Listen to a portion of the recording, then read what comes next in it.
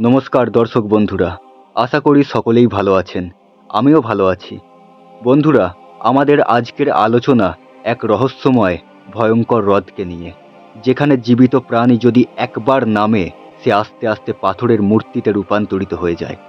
আমি কোনো রূপকথার গল্প কিংবা গ্রিক পুরাণের সেই সর্পকেশী মেডুসার কথা বলছি না। আমি বলছি তানজেনিয়ায় অবস্থিত নেট্টন হ্রদের কথা। এ যেন প্রকৃতির পেতে রাখা এক মরণ ফাঁদ। এই ফাঁদে যদি একবার কোনো প্রাণী পড়ে যায় তার মৃত্যু নিশ্চিত। কিন্তু প্রশ্ন হচ্ছে, কেন এমনটা হয়?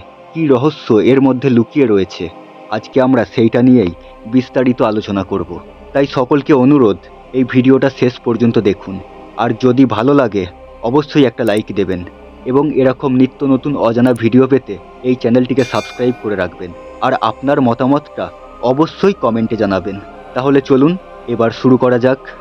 আফ্রিকার দেশ তানজেনিয়ায় অবস্থিত এই রহস্যময় হ্রদটি 2013 সালে নিক ব্র্যান্ড নামের এক ফটোগ্রাফার এই লেকের পাশ দিয়ে যাবার পথে এক অদ্ভুত জিনিস লক্ষ্য করে।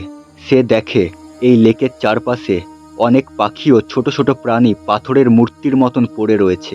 সেই ফটোগ্রাফার ওই মূর্তিগুলোকে সাজিয়ে ছবি তোলে এবং তার সেই ছবিগুলো আন্তর্জাতিক সংবাদ মাধ্যমে সারা বিশ্বে ছড়িয়ে পড়ে এবং সবার নজরে আসে সেই রহস্যময় নেট্টন হ্রদটি। এরপরে অনেক বিজ্ঞানী কৌতূহলী হয়ে সেই জায়গায় আসে এবং বিভিন্ন গবেষণার মাধ্যমে এই রহস্যের উন্মোচন করে।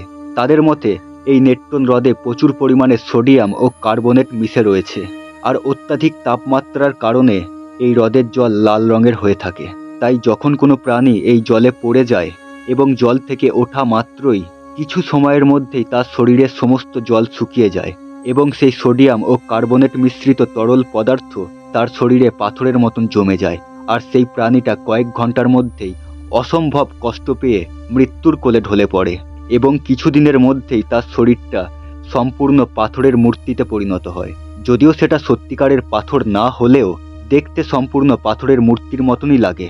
তাই এখানে কোনো অলৌকিক শক্তির হাত নাই, এটা তৈরি হয়েছে সম্পূর্ণ প্রাকৃতিক নিয়মে।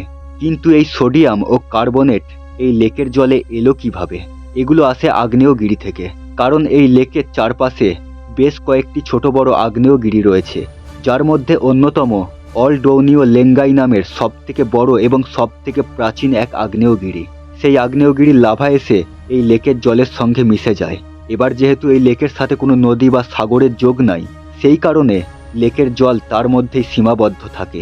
স্থানীয়দের কাছে এই হ্রদকে নিয়ে অনেক প্রচলিত মিথ থাকলেও বিজ্ঞানীদের মতে এই হচ্ছে নেট্টন হ্রদের আসল রহস্য।